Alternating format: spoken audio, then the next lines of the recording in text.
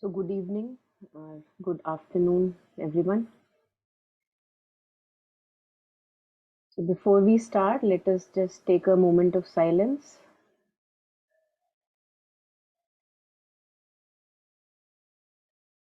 to bring our mind to the present moment, fully here and now. No matter whatever may be going on in our lives, and all of which is a necessary part of integral sadhana.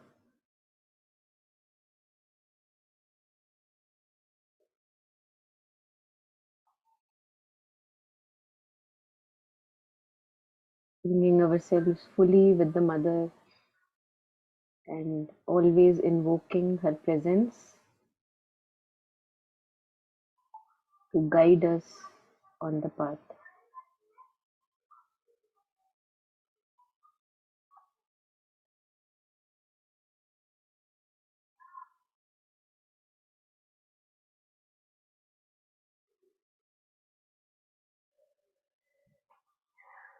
So today I thought maybe we can, although we were taking up Rishabh Chandji's book, and again Rishabh Chandji has written another kind of biography of Sri Aurobindo, which is also recommended for those of us who are interested.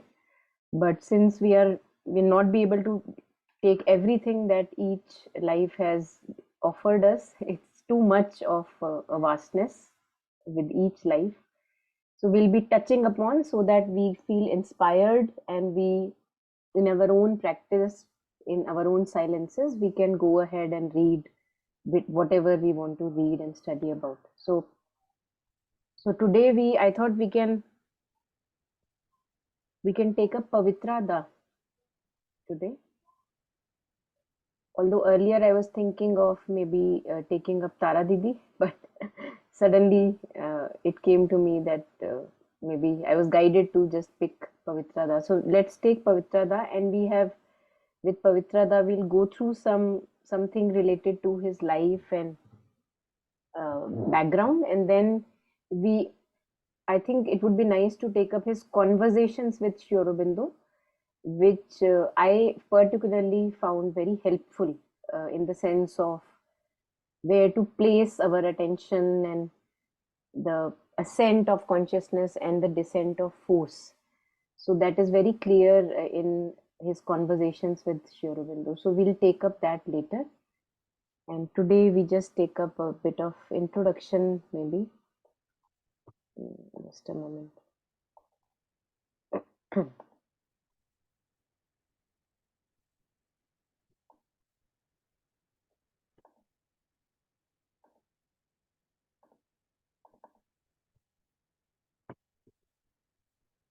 Yeah.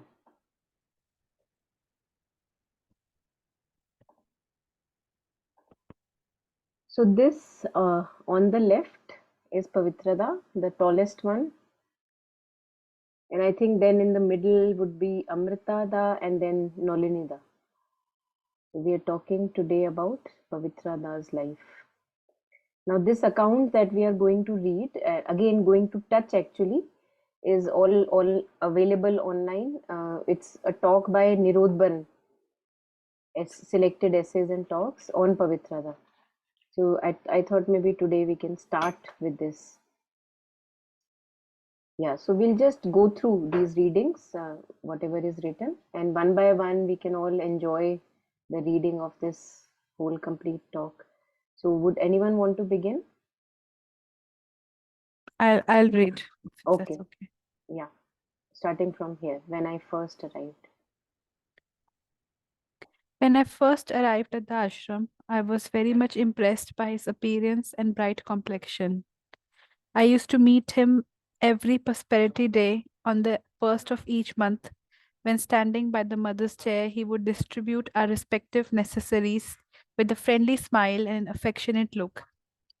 He would be glad in dhoti, Punjabi, and chadar, and had a well trimmed tweakish beard. He looked like an apostle. To me, he seemed much more handsome with that beard and in that dress than his later clean shaven aspect and his return to European costume. But it made no difference to his bearing, by which one could easily make out that he came from distinguished European stock. In fact, he belonged to an aristocratic French family and was a noble representative of French culture. Shall I continue? Yes, take up one more, please. Yeah.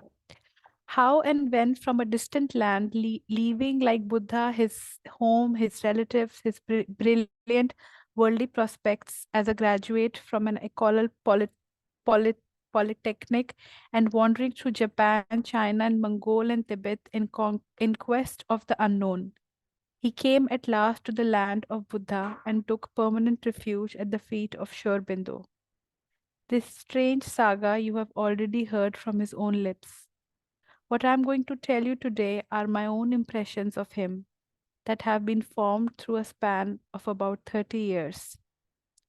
Though my contact with him was not very close, still I had ample occasion to see him from far and near, to hear about him now and then from Shurbindo himself, and always to maintain a high regard for him.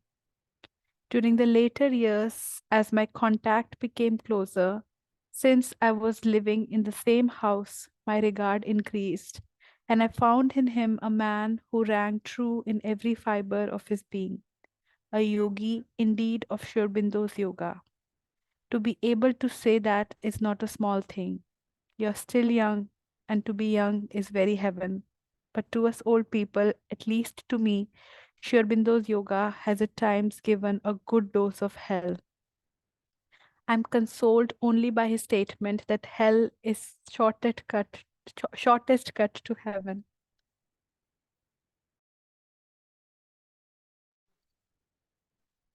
Yeah, I'll read, Monica. Oh, we'll reflect, then we'll go.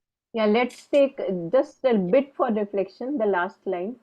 I think Okay. that's worth reflecting. Yeah.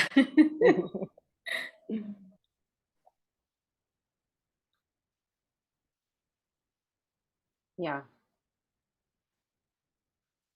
I think this struck me really very sharply because all of us at various points in our times, we have good times, so called bad times, or where things are relatively difficult. And we have seen, all of us, we must have observed that it is in the most difficult periods where at times we may be very shameful also about ourselves, that how can I do that? Like how can I still keep expecting while I read so much of Mother and Sri Aurobindo and fall flat on my nose again and again. And yet this is integral yoga, and that is why he says that it is actually, it gives a good dose of hell at times, Sri Aurobindo's yoga. And that is why one of the cornerstones is perseverance. One of the qualities needed on the path is perseverance, because otherwise, if we get easily frustrated and become shameful of ourselves and become guilty and, oh no, I'm unfit and I can't do this anymore, that's not going to work.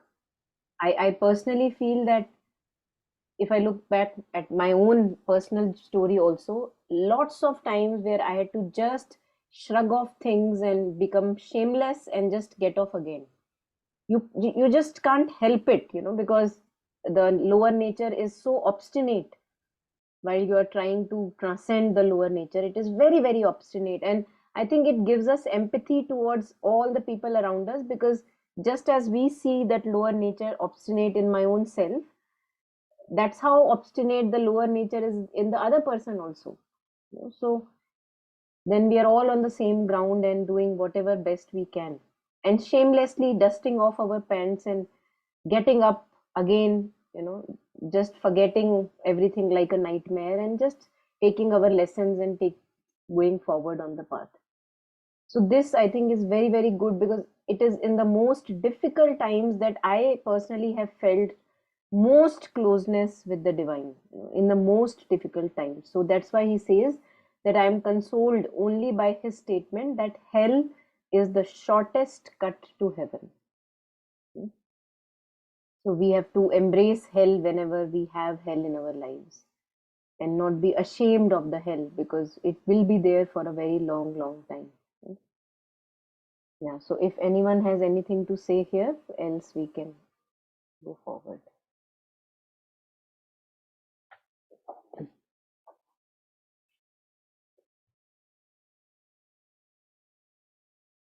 Okay, so let's take it ahead. We'll take two more paragraphs at once. So, Sardaji, if you'd like to read, please. Yeah, I'll read. Yeah. The mother is reported to have remarked that from the very first day, Pavitrada kept on the right path without vacillation. You might find here an echo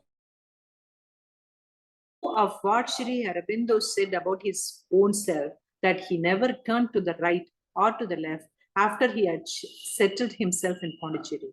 I am reminded also of a mantra in the Rig Veda, Aditi, the infinite mother, cries in the ancient hymn to Indra, the divine power about to be born from her womb.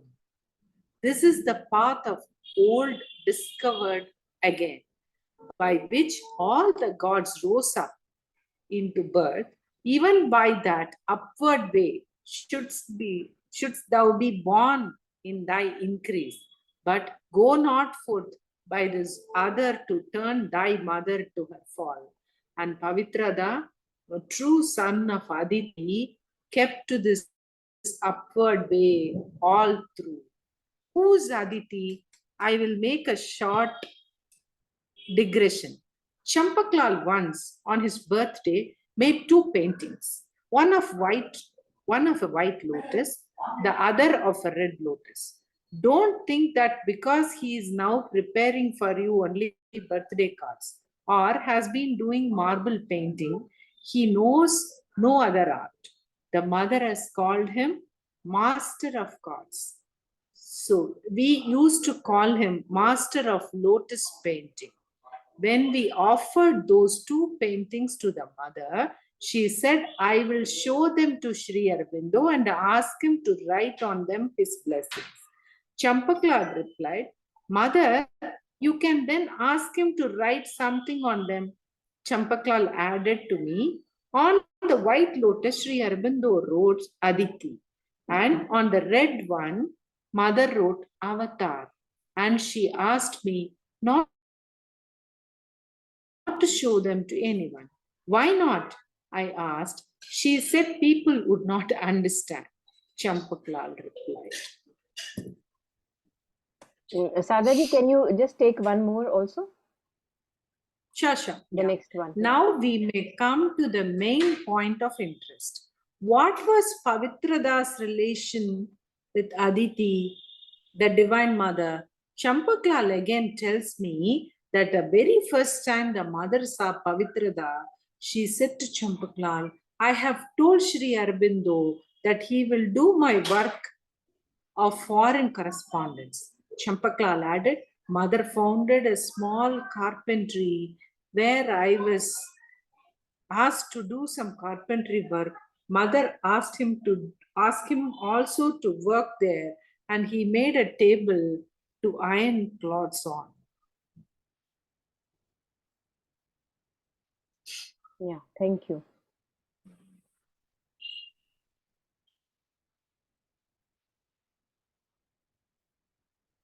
So again, there are different kind of personalities. That's what we get to know when we touch many different of these lives of disciples and devotees of Mother and Sri Aurobindo. And here we have Pavitrada in front of us, where it is said that he always kept on the right path without vacillation. Now we have many other examples also where a lot of vacillation was there. So we can't keep comparing, but we have to see that no matter what kind of a personality was there with Mother and Sri Aurobindo, always and always the only way was way forward, towards light. And no matter how obstinate and stubborn the resistances of lower nature, always Mother, dealt with them with very, kind of precision, and never gave up on anyone, never gave up on anyone. So even we see, like with Hutadi also, she was so many times under attack of adverse forces. But again and again, and with so much dedication, mother has worked with Huta Di regarding those paintings, meditations on Savitri, and the amount of work they have left is unsurpassable. So with that kind of a personality also, and if many a times we may feel, somebody says that she was not a very, like, not a very easy person to be with, but she had her own issues and problems, and yet mother made the best out of her. So like that, all of us have different problems and resistances on the path in the lower nature, and always there is a way forward. We should never give up on ourselves, no matter how obstinate we see these lower resistances are. So some of us may be like Pavitra Da, where they have a lot of preparation they have done before, and because of that they are just ready without any vacillation. But if we read Sri Aurobindo's conversations with Sri Aurobindo, there we see that he had his own problems also. Although his vital was ready, very much strong and very ready, but he had many, like he was too much into mental, and there he had issues to silence and quieten down, and many other things which we'll read later about. Hmm?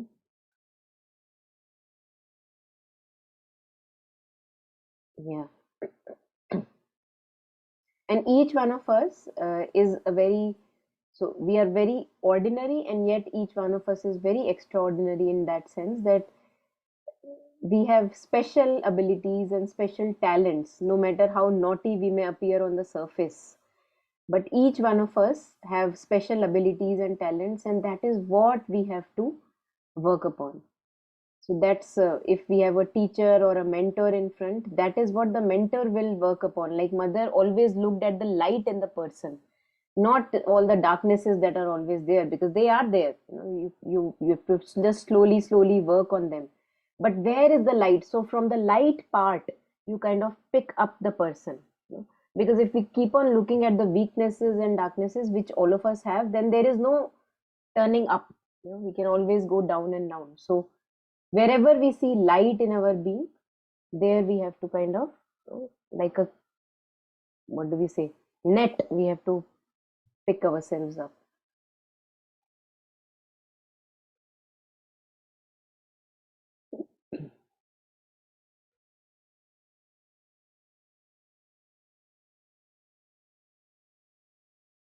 Yeah, so let's read this account also, the next paragraph. It's a big one, so anyone who reads can just read this big one first.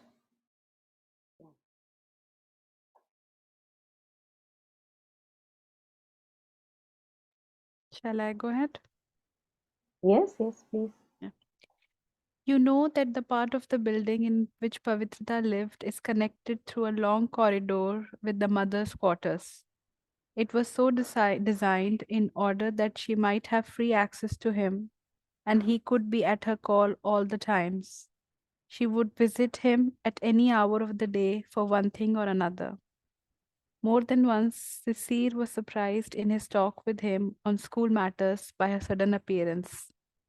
She gave Sisir some advice and left.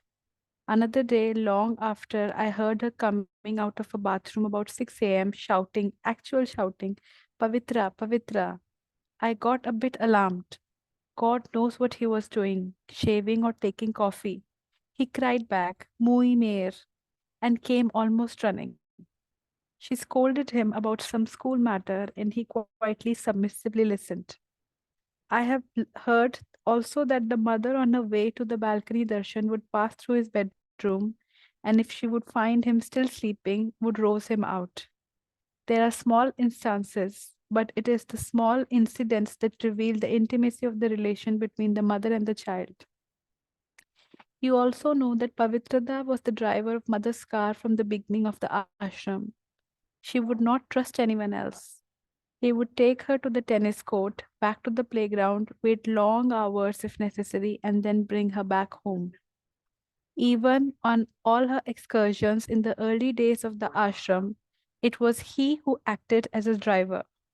Sri Krishna was the charioteer of the Arjun in the battlefield of Kurukshetra, and Pavitra was the driver of the Divine Mother in the highlands of the world.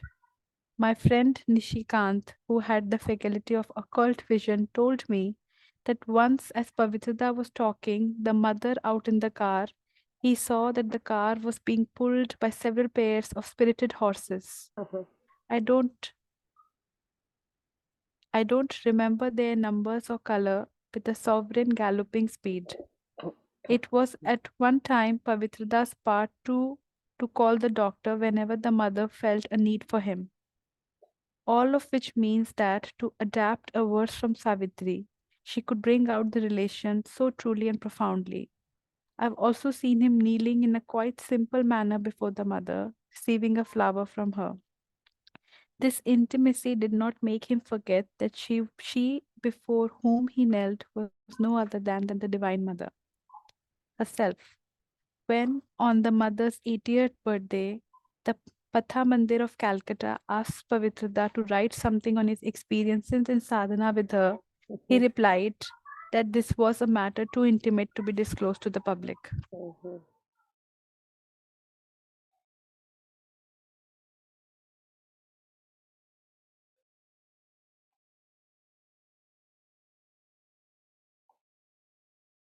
Yeah.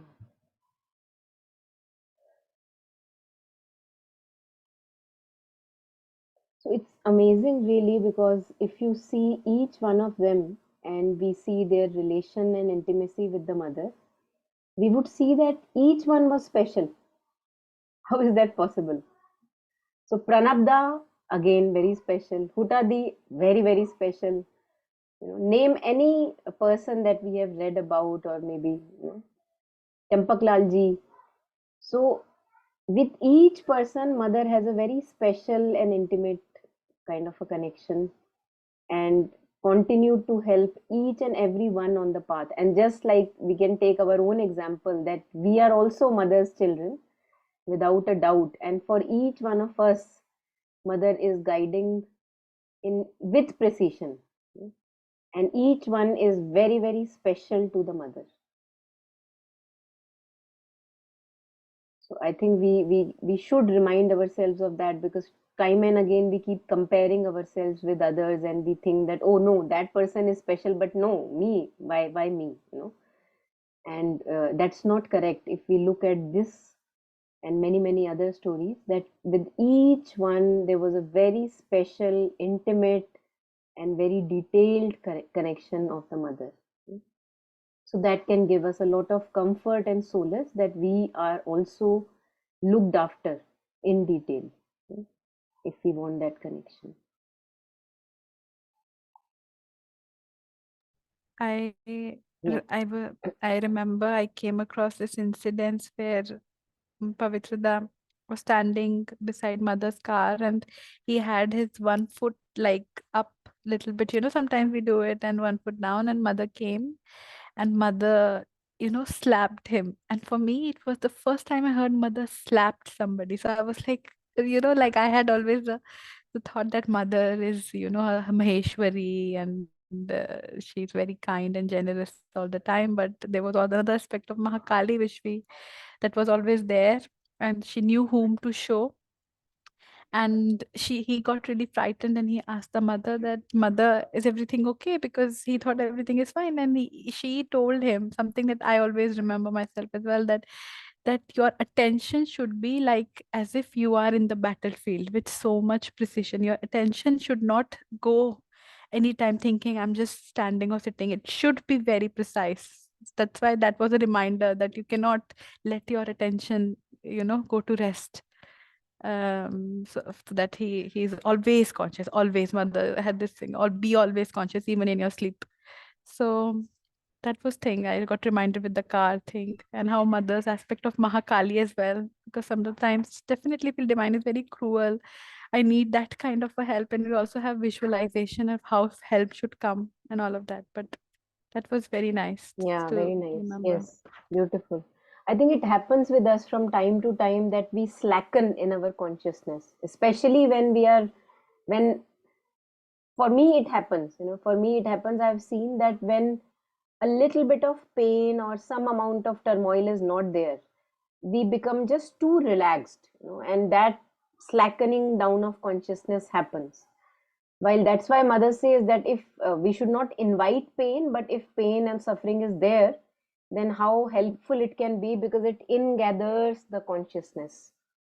And a very simple example is that, for example, like, I have a, for example, if I have a tooth pain, then we will see that our whole attention is gathered onto that spot, and we are not able to just be scattered. Usually we remain scattered, thinking about this, that, here, there, past, future. But when pain is there, then somehow the attention gets very ingathered. So I have found that very, very helpful, and it does happen with us again and again, that we slacken in consciousness. And with, as you said, Mahakali's force cannot be used on everyone, but of course that tells us that who is ready. The person who is solid from inside can only take the blow. That's what mother There has. was Yes. also an incident I came from the person who worked with the mother, and she was telling me that she came to see the mother, and there were two other people, other sadhaks with her, and she saw mother looked at the other person, and she had a very intense, like as a frown, she's upset, or a very stare look, very serious look, and she got really like frightened at what happened. Why did mother give him, that person, that look? And then she said that I went and asked him and the other person that mother gave you, that look. And he said, no, mother didn't give me any look. The other person asked, and she said, no, mother didn't give me that. No, mother didn't give that person stare. So later on, she realized that that stare was actually for her. But mother did not give it to her, because had she given it directly to her, as you said, she wouldn't have been able to handle, and that was because she was not sure at that time, should she stay in the ashram or should she go. So there was a constant dilemma that was going on, what should I do, what should I do? And that stare helped that, but it was so diligent that she didn't give directly because she was not capable enough of handling, so as you said. Yeah. Very interesting. Yes, yes, yes. Yeah.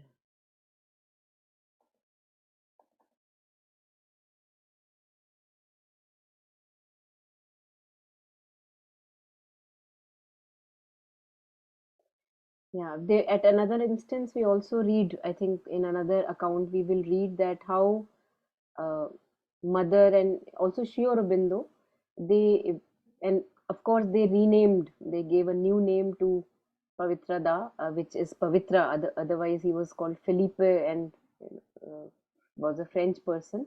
So Pavitra means pure. So one who is pure, and that is why that Mahakali, for example, Mahakali's blow can be taken, because that requires a lot of purity in the being to take in that force. And at another point, I was reading that how Mother and Sri Aurobindo, at many times and for many years, did not allow a lot of interaction happen with of other people with Pavitrada, because they did not want him to mix with many people and indulge into day to day kind of talks, because that is not meant for him, as if, so that thing we see, we'll read about that also later. Yeah. So let us read three more these little slim paragraphs. Whoever wants to read, please go ahead, starting from to be so near and intimate. Monica, I'll read. Yes, please. Yeah. To be so near and intimate, what a wonderful boon, you might say, but it is not so easy a boon to keep. For the mother being the Shakti, there is an automatic pressure for change on those who are near her. And there are very few who can bear the pressure. I shall tell you of my own experience. When I came, when I came near to Sri Aurobindo to serve him, I was like a green leaf, basking on the golden rays of the morning sun. I became fresh, strong, and blithe. But as years were on, the green turned not one red, but mixed patchwork of red, brown, and gray.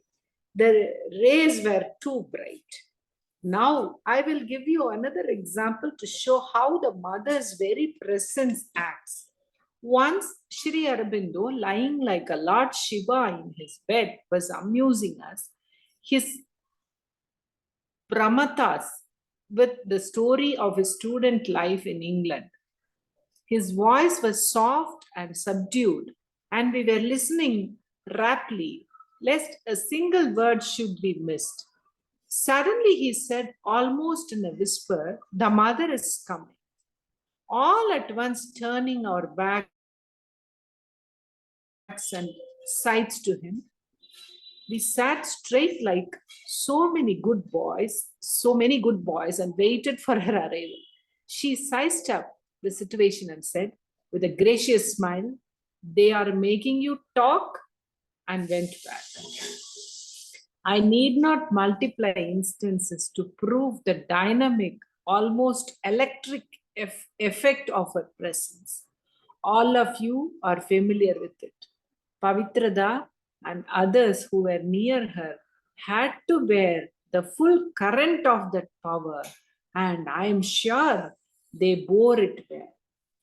For first of all, they had a long period of preparation before the blessed subconscious started working when we came. And then they were greater adharas who saw, felt, knew the deity, and she held their hands. She chose for them their paths. Beautiful, Monica. As if, it looks, we are seeing them, seeing the mother. Sri Aurobindo, Pavitra. It's really beautiful.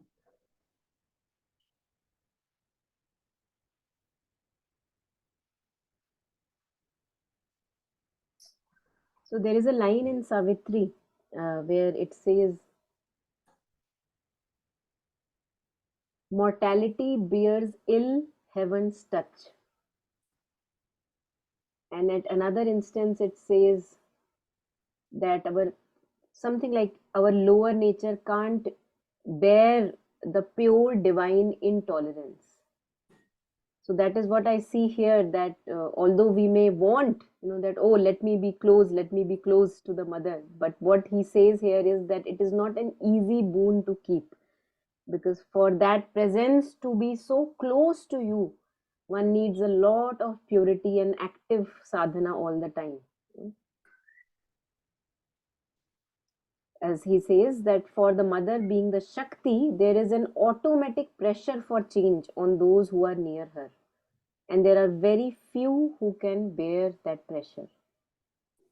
It's like something like, we see in schools when we are sitting in, like there are rows of children sitting and teacher is making, whatever the lesson is coming from the teacher. And we see that it's a very common practice that people or children who really, really want to learn, they would sit in the front seats. And the kids who are not very much interested and have mixed aspirations, maybe खूब मस्ती करने के लिए आए हुए हैं and पढ़ाई तो side by side हो रही है, they would sit at the back, because they can't purity is not there to be so close to the teacher, because if you are so close to the teacher, he'll point out things. Are you ready for that pointing out?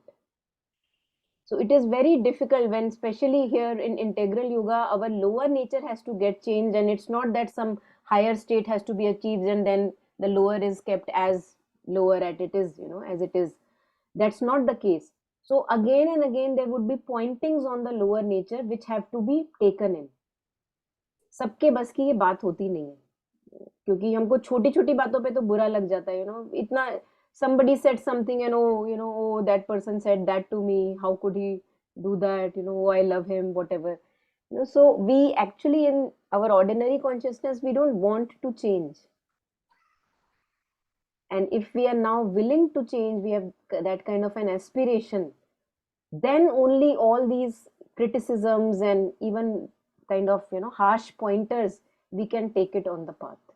And we will see that mother, to some, like Kirit Joshi shares that, oh, what should I share about the mother? She was so very sweet, so very sweet. But we see at other instances that other uh, swaroops of mother were also there, and people happily bore them and learned from those responses, because there was something there for their nature to change. So, Monica, Yeah. it depends on each individual, right? So, like as you said, Kirit Joshi felt, mother is full of love and compassion. Mm. Even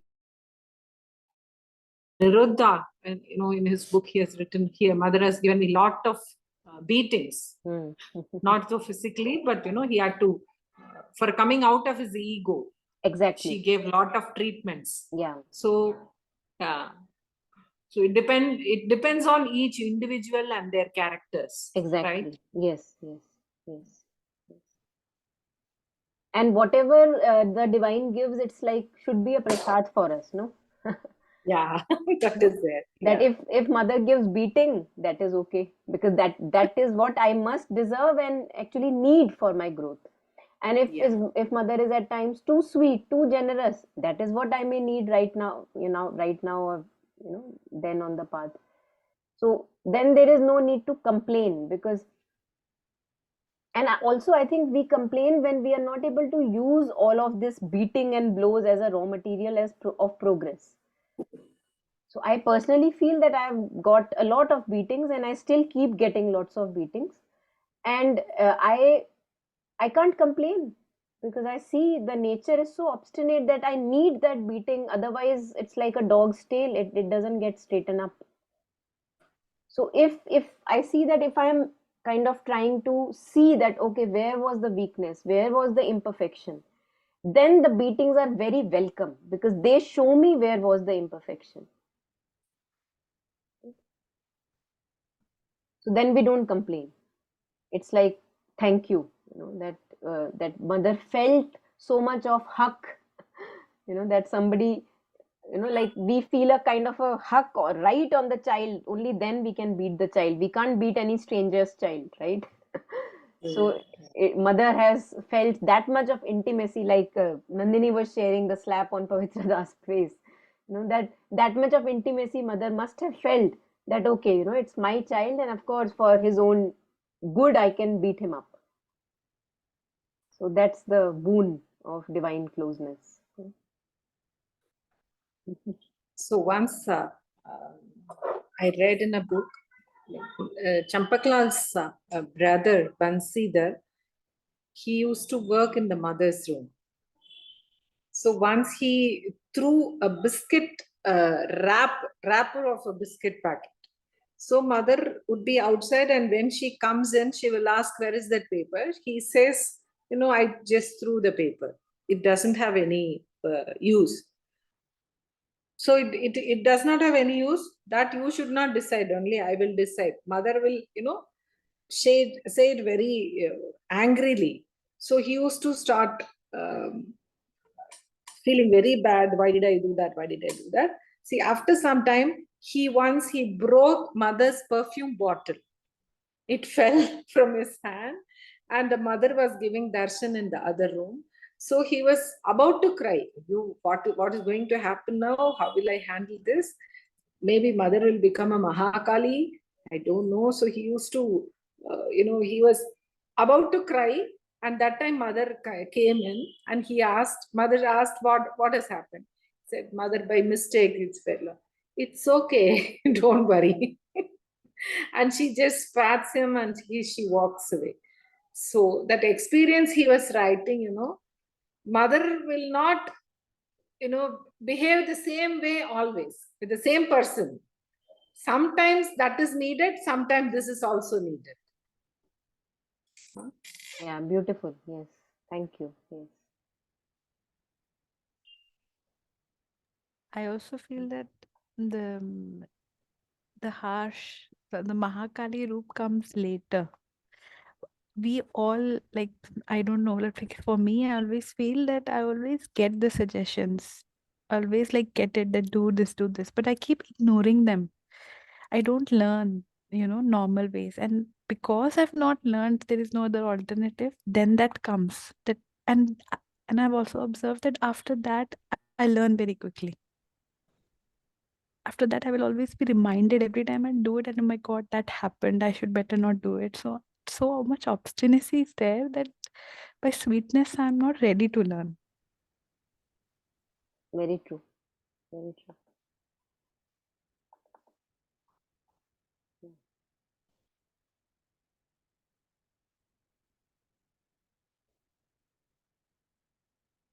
So let us take a little ahead. We can maybe take this small one. Yeah, two paragraphs we can take. Um, yes. Let's take two paragraphs. Whoever wishes to read, please go ahead.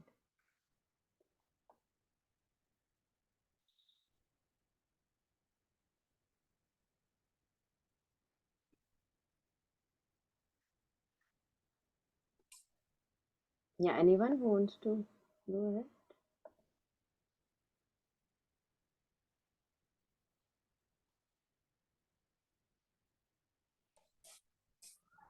Yeah, I will read Okay.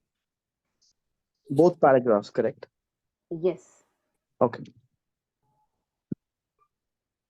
What was Parvati Das' relation with us? His closeness to the mother did not make any difference to it. Both Amrita Da and Parvati Da were so much like us in their outer ways, manners, and behavior that their exterior semblance very often belied their soul's immensity. Parvat, sorry, I'm sorry about the name. Pavitra Da. Sorry, Pavitra Da. When he first came to the ashram, was supposed to have said that he was a brother to all, and indeed he ever maintained the French ideal of equality and fraternity with all, high and low, young and old. You must have noticed that at the theater he used to sit with all of you on the parterre instead of on a chair. One never came from a meeting with him without carrying away some sweetness, light, and purity. Purity, sweetness, and light were indeed his inborn psychic qualities. The name Pavitra given to him by Sri Aurobindo would not have been more appropriate. One could feel a white light wrapping him like a fine vesture wherever he went. I often saw him sitting in meditation on his terrace, and on moonlit nights, the moonbeams filtering through the leaves of the service tree bathed him with a light that never was on sea or land, as if a Japanese Buddha had been sitting there, deep in trance. About the prodigious amount of work he used to do, I think many of you have heard, and everything was done methodically down to the minutest detail. I never saw his light going out before 11 p.m., after which he would always come down, do pranam at the samadhi, pace for a while, and go back. The worker side of his personality has been described very well in the article in the Mother India of June. I can only add that the hair oil, eye lotion, tooth powder, shaving cream, etc., that make you spick and span were prepared according to his instructions. He was a polytechnician in both the senses. You can see then how indispensable he was to the service of the mother. When the vacuum cleaner was used for the first time, It was he whom the mother called to clean Sri Aurobindo's room, and the radio was also set up there and operated by him. You may argue that there are plenty of people who could do so much work, but to do it all with a constant calm and dedicated spirit would not have been possible unless one had walked on what Sri Aurobindo has called the sunlit path. And how thorough he was. Once, when I took to him an article written in French, he verified all the references, corrected the small slips, and, to my surprise, even corrected my lavish use of L ceteris instead of, at most, two at a time, and of commas before and after the brackets. I was reminded of the Guru's practice in such minor matters. We had occasions to break glances with Pavitra Da in connection with our schoolwork, but that did not affect our spiritual relationship. He always maintained his poise and equanimity and sweetness. I don't mean that he had no inner difficulties, but he never allowed them to intrude upon his outer nature. And I would go further and assert that without a considerable inner development, such an outer conquest is not possible. Sri Aurobindo stress on change of the outer nature found in him an exceptional response. Thank you. Thank you.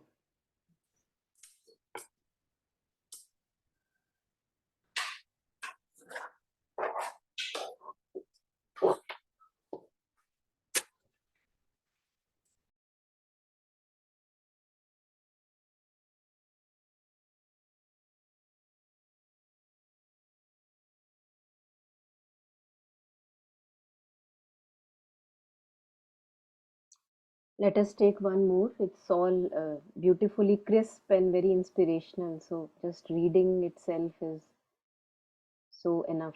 So let's take one more paragraph if anyone would like to read.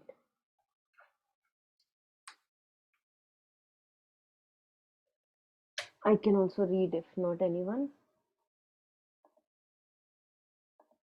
Okay, I'll go ahead. I shall relate to you a striking instance of Pavitrada's equanimity and submission to the divine will. You have been told of his entering the First World War and going through its terrible ordeal. Now, when the Second War broke out, he was supposed, as a French citizen and an ancien combatant, to take part in it. An order came to the effect that he must resume military training in Pondicherry, preparatory perhaps to going to the battlefield. The mother had to consent to it since there was no way out. My colleague said that on the eve of his joining the parade, the mother brought a garland to be offered by Pavitrada to Sri Aurobindo, and Pavitrada followed and did pranam to him, seeking his blessings. Every morning he would go out in his uniform and return after a few hours with a smiling face and a cheerful spirit. But the development that we all awaited with apprehension was not long in coming. There was a rumor that he would soon be called to the front. The mother was very much loth to let him go. In our talks with Sri Aurobindo, he would refer to the mother's strong unwillingness. Pavitrada had become a part of her being and was so indispensable that the mother could not do without him. Though she was rather vexed, she found no normal way out of the impasse.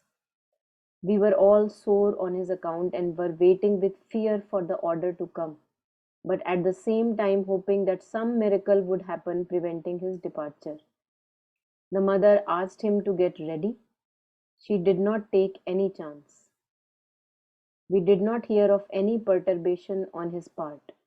Since the war had already been named the Mother's War and our people were taking part in it, Pavitra Da also must have accepted it in the same spirit. But to leave the ashram home after spending the best part of one's life in close association with the mother and Sri Aurobindo for an uncertain, even perilous future is, to say the least, not easily done. He began to prepare himself, and among external things, what he was particular about taking him with him was a stove, which it seems he had designed himself and got made in his atelier. At last, order arrived that he would leave by such and such a steamer that would touch Pondicherry on such and such a date. We were counting the days, but ship never arrived. We were startled to learn that the ship had been torpedoed somewhere along the way. Was it the hand of Providence that acted in so drastic order to save a yogi from a calamitous end? Na me bhakta pransayati. My bhakta does not perish, says Sri Krishna. No other ship arrived either, for very soon after this, Pondicherry declared itself for de Gaulle. Whatever the reason might have been, we saw Pavitra Da employed here to transmit war news from his radio to Sri Aurobindo 4 or 5 times a day.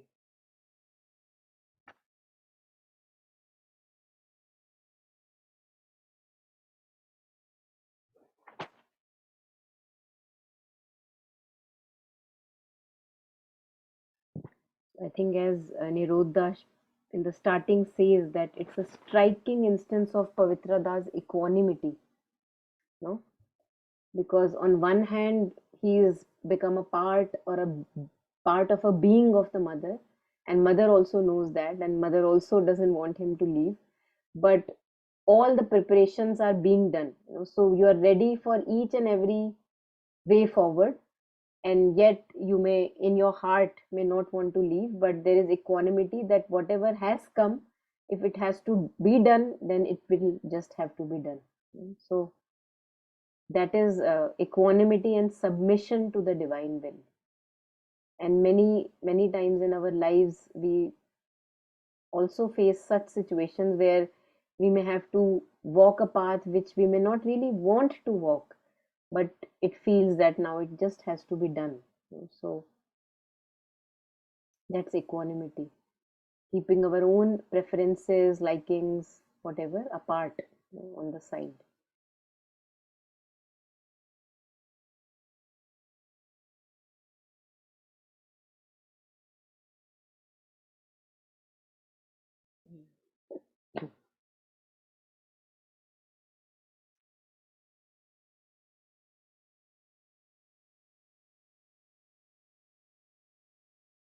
So it was today I was just, when I was thinking which one to take next, actually I was going through, just Savitri's two lines came to me, and then after some time, like 10 minutes or so, I stumbled upon this article of Shama Kumari ji, of how they came to Mother and Sri Aurobindo, and the page I opened was uh, Pavitra Das page, and then I went to this article on Oroma, Pavitra Da Oroma, and I read again these two lines which had come to me earlier, and that is how I said that maybe it's a signal that we have to take Pavitra Da now this time. And these were the two lines that truly resonated, that if there are good times, in our terrestrial ways, they somehow, something or the other goes wrong. So let us go through just two bits also, and then we can stop for today. So two paragraphs more we will read, and then we can stop for today. So if anyone would like to read, I'll be happy if you read. Yeah, Monica, I'll read. This was somewhere in the early 40s, I believe. Since then, much water has flown under many bridges, and many a change has come about in our outer life here. Youngsters invaded the ashram in a flood, and a school had to be started, of which Pavitra was made the director. From a very small beginning, the center has grown steadily to its present distinguished stature and acquired an international status. Behind this distinction, there was in no small measure the incessant activity and living interest of Pavitrada, who always kept in his dreams and in his wakeful moments the thought of the center in the forefront of his mind, consulted the mother at every step, and carried out her wishes. Things were moving splendidly. Many government commissions partial recognition and some grants. Various changes and experiments took place in our educational system, and the center was ever expanding. There was every reason to hope that it was going to be a unique institution embodying the ideals of Sri Aurobindo. And all of us were working towards the ideal when one day we heard that Pavitrada was not there. His movements and his meeting with us and with others became gradually more and more restricted. Finally, he was confined to his own room and to his contact with the mother. There is a darkness in terrestrial things that will not suffer long. Too glad a note. Now I will touch upon the last and most painful episode of Pavitrada's life and the supreme example of his equanimity. At first, we thought it was just a passing illness. He seems to have come to know from the doctor about its nature nearly 1 year after the initial onset, and thereafter it was a strictly guarded secret. Vague forebodings crossed our minds, but these were dissipated when we saw him carrying on his work cheerfully and always meeting us with a glad smile. We were deceived by the restricted movements of the joints and took them to be symptoms of some kind of rheumatism. Besides, there followed a period when we used to see him walking briskly in the corridor, even running and doing many other minor exercises. Every morning, we would greet each other with a bonjour or a silent nod. The rigidity that had rendered the movement difficult and painful seemed to have gone, and we were also so happy to anticipate a complete cure. But the symptoms came back and took their unrelenting course. Gradually, he had to stop all the exercises, and we used to see him moving about with a stick, dragging his affected leg. Later on, he was moving almost like an ant, taking half an hour or more to reach the staircase of the mother's room from his own. Still, with this extreme incapacity, and I am sure constant gnawing pain and other sequelae, he went on doing all his duties till the last day. His personal servant said that he would take about half an hour to cross a few yards in order to reach his bureau. Yet there was no dark shadow on his face. Sri Aurobindo always used to urge upon us the lesson of equanimity, such an equanimity that nothing in the world could disturb it. It is the very rock basis of sadhana, and I am certain that Pavitrada achieved it in a great measure. In the later phases, I tried always to avoid him. The pale face and creeping like walk were too painful for me. But sometimes I would be caught while he, along with Andre, was on his way to the mother. Greetings were exchanged, and he was calm, as tall and upright as before. What an equanimity. So much. Yeah, thank you.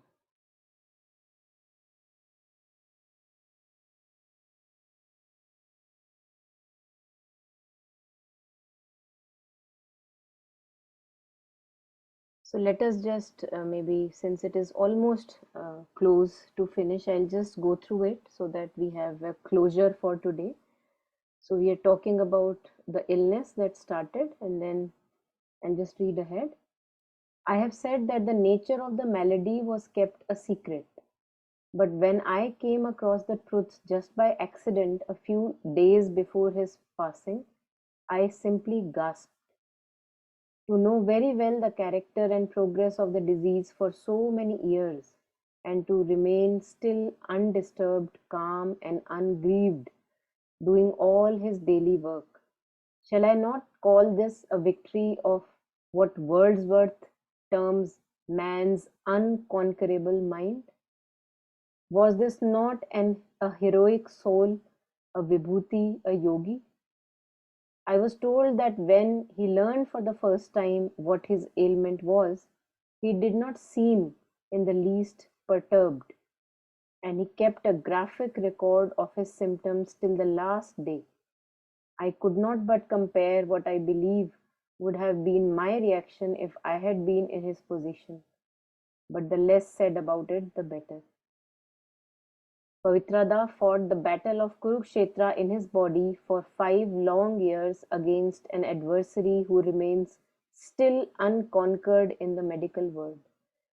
He may have failed, but I am convinced that he fought not only for himself but for the world, and half the battle has been won by his superb effort. An unprecedented yagna is being performed. It demands priceless sacrifices. The first Greek king who touched the Trojan soil had to lay down his life. Great souls, mighty adharas, have to bear enormous burdens, not for themselves alone, but for us mortals too. Must fire always test the great of soul? It is they who help to lift the weary weight of this unintelligible world and make life bearable to us. From Pavitrada's luminous example, we can learn what true greatness is like. Indeed, the Mother has given an exceedingly high place to his spiritual achievement. Presences like his amongst us serve as a steady light of the voyage of our soul. Why not give the example, I might be asked, of the mother in Sri Aurobindo? Mother is the light of 1,000 suns, and through such as Pavitrada, she shines tempered and transparent. They are nearer to us as our elders. One who says that even in her cradle she was conscious of belonging to another world, the child remembering inly a far home, and the other who had the nirvanic experience in 3 days. They are too great for us mortals as examples. In spite of many beatings from the Guru on this point, I remain still unrepentant and incorrigible, feeling a gap between such beings and ourselves. But people like Pavitrada are near us, are our kindred, for all their high attainments. Sri Aurobindo once wrote to me that there were at least a few here who have had the Brahmic experience. I felt that Pavitrada was one of them. His total surrender to the Mother, his wide self-giving, were surely the result of major spiritual experiences. These must have laid the shining X of God at the root of all doubts and perplexities, and annihilated all denials and oppositions. Vidyate hriday granthi, छिद्यते sarva shansaya. Aurobindo told Pavitra at their first meeting that he could realize what he was seeking, liberation. But there were also many other beings besides that in yoga. Seeing yogis like him and moving among them, we too can hope for the highest. And adapting Francis Thompson say, invisible we view thee, intangible we touch thee, unknowable we know thee, inapprehensible we clutch thee.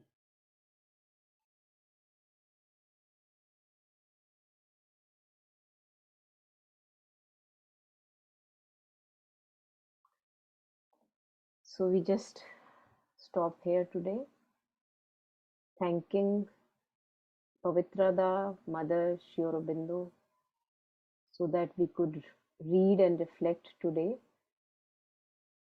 and take lots of inspiration for our own life,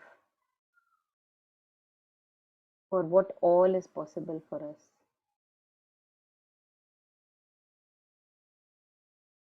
Sharing all the merit with the innumerable sentient beings near and far. May all of us have peace in our heart and lots of progress and joy in our life.